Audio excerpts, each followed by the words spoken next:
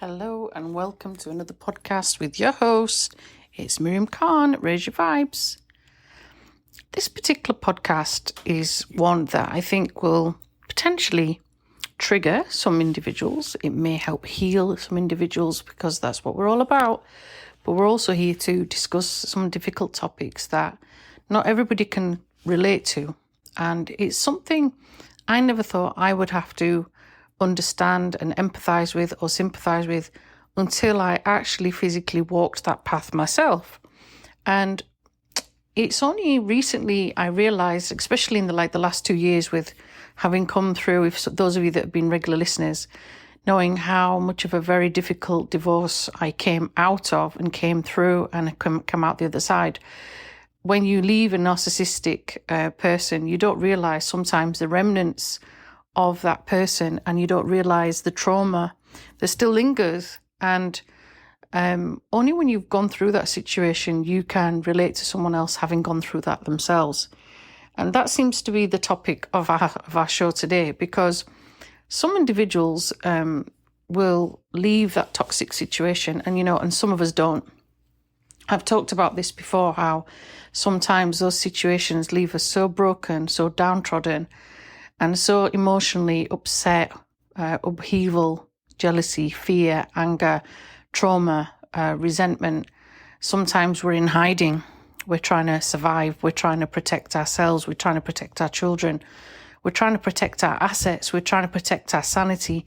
There are just so many different dimensions to this. It's not just one simple response. It's not one simple answer, And I hoped that I wouldn't have to keep touching upon these subjects because, you've got to close the door on it at some point. You've got to move forward.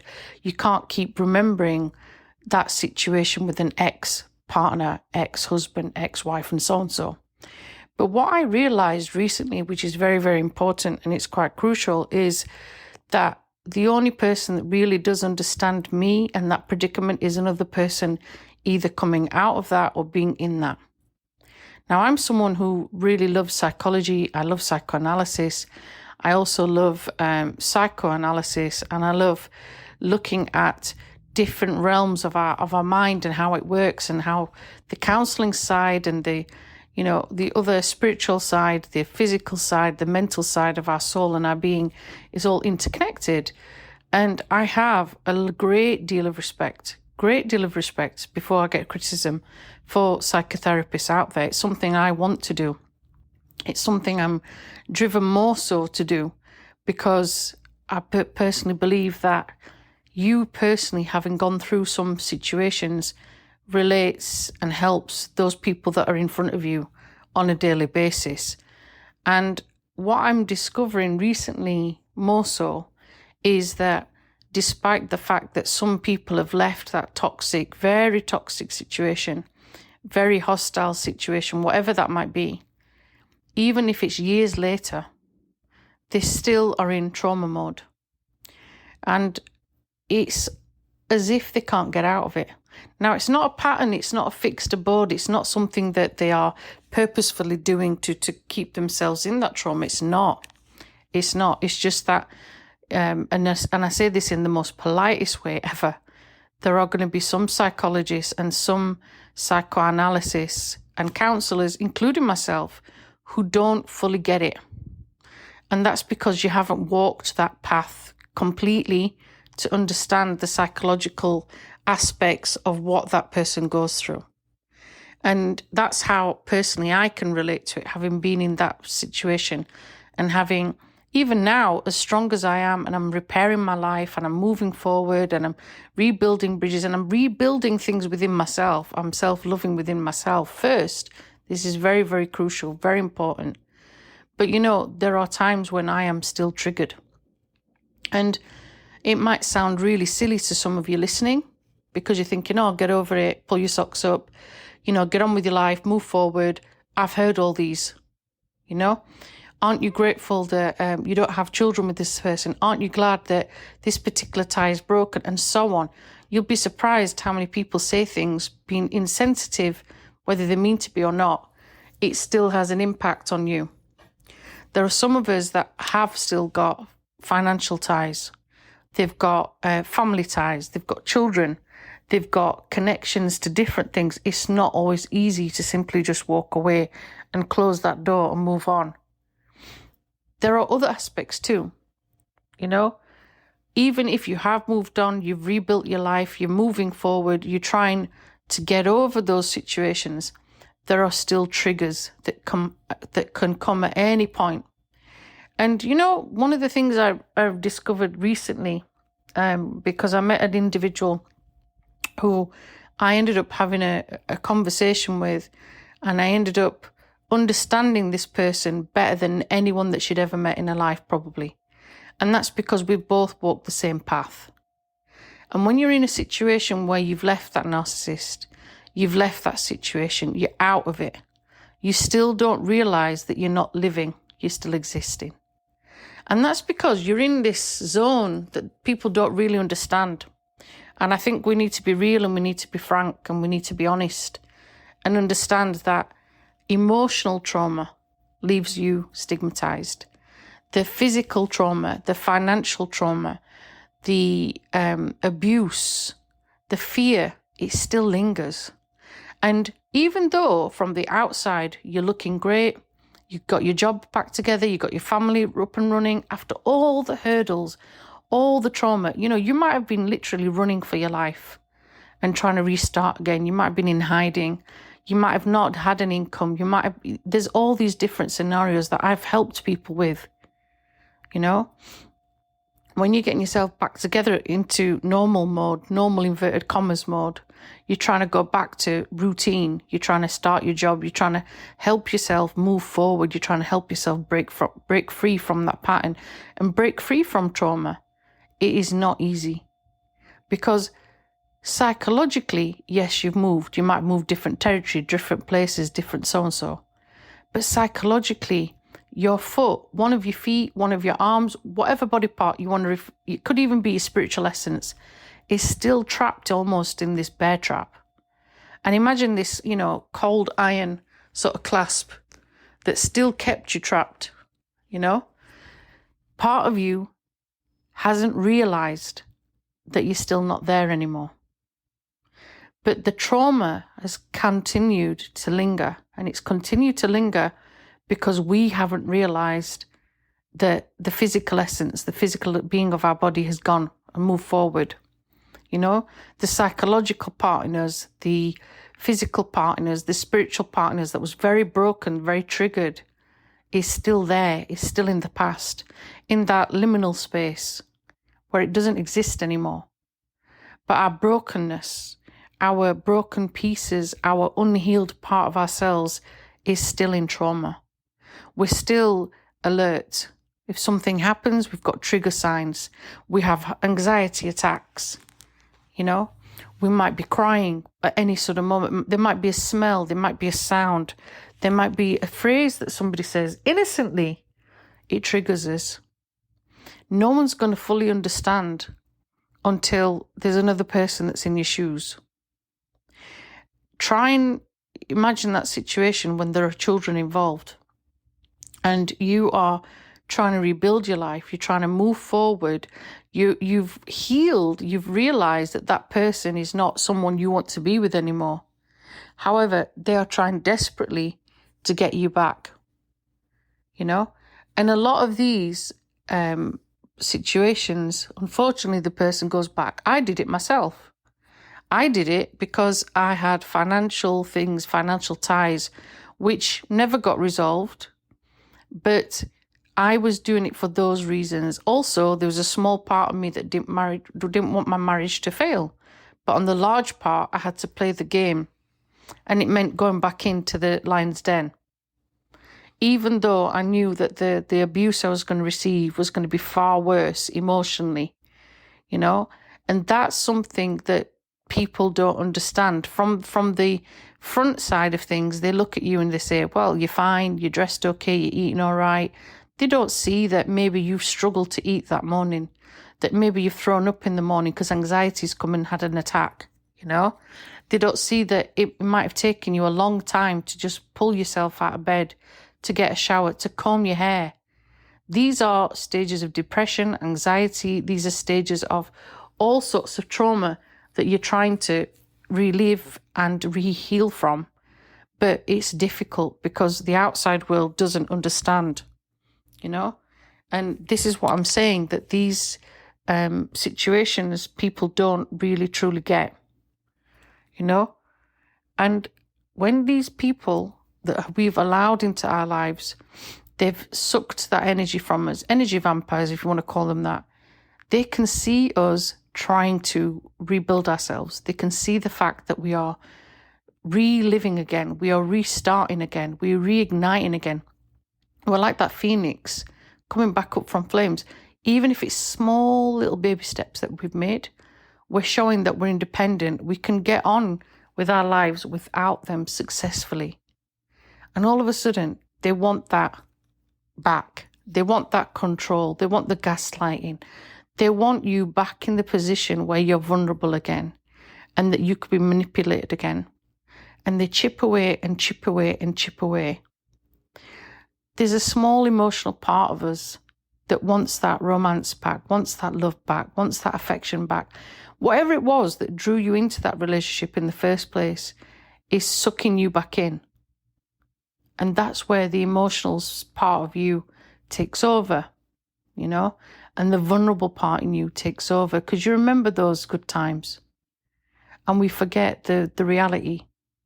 The reality is not actually like that. But it's hard for us to let go. And this is where we end up with our foot trapped in that bear trap, as I said.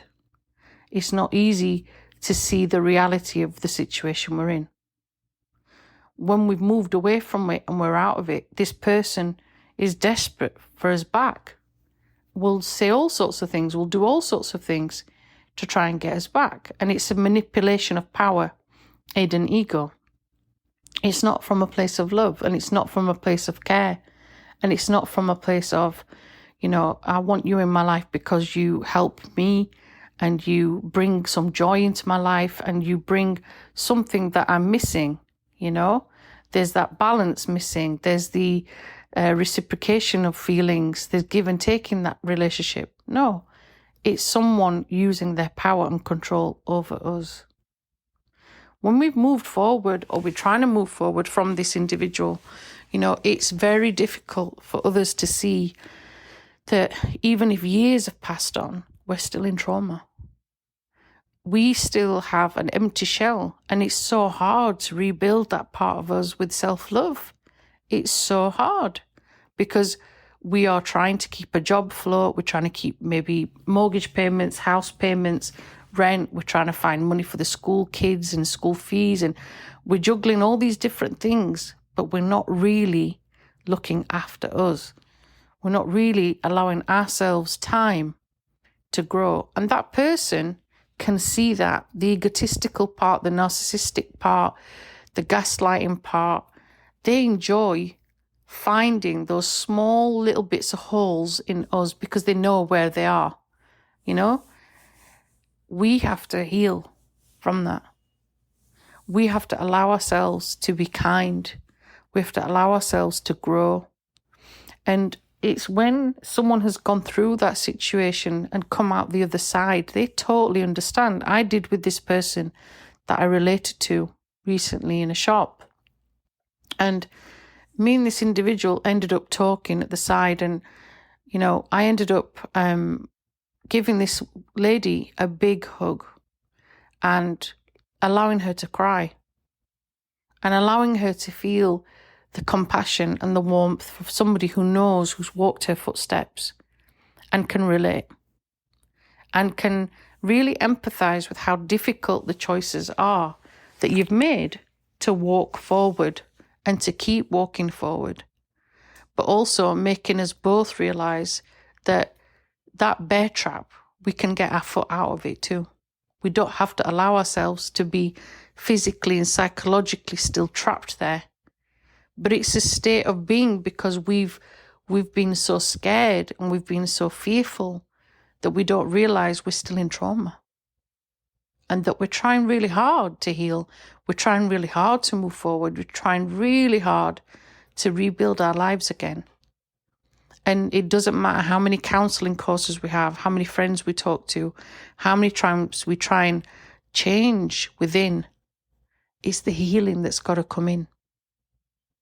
And when we can relate to someone on a real humble level, it's not from ego, it's not from being someone ripping pieces out of each other. It's one person showing compassion to another and saying, hey, I understand. I really do understand. And I really do relate, and I do understand your position, and I got you. And you can come out of this. It's not always that we have to go hug someone. I'm not saying to you, go hug everyone randomly. No, it's about understanding that person's predicament. Because leaving a narcissist is one of the most difficult things I personally had to face in my life. And I had people question me, psychologically, physically, and I've seen people physically battered, emotionally battered, financially battered. There's so many different aspects to this. There's not just one thing. But believe me when I say you come out battered, financially battered, emotionally battered, spiritually battered. You are physically battered. You've constantly been in this war.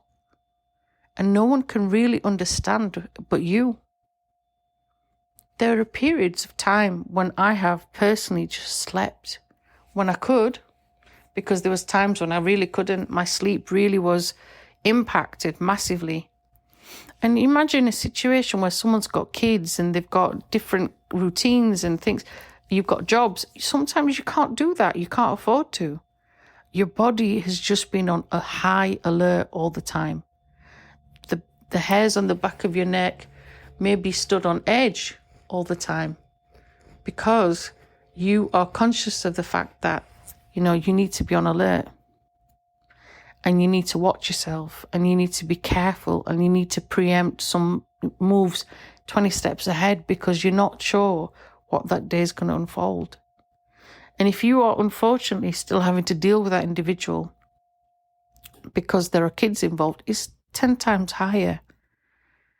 It's harder to move on, and it's harder to rebuild your life, And my heart goes out to a lot of people that are in that situation because it's not easy at all.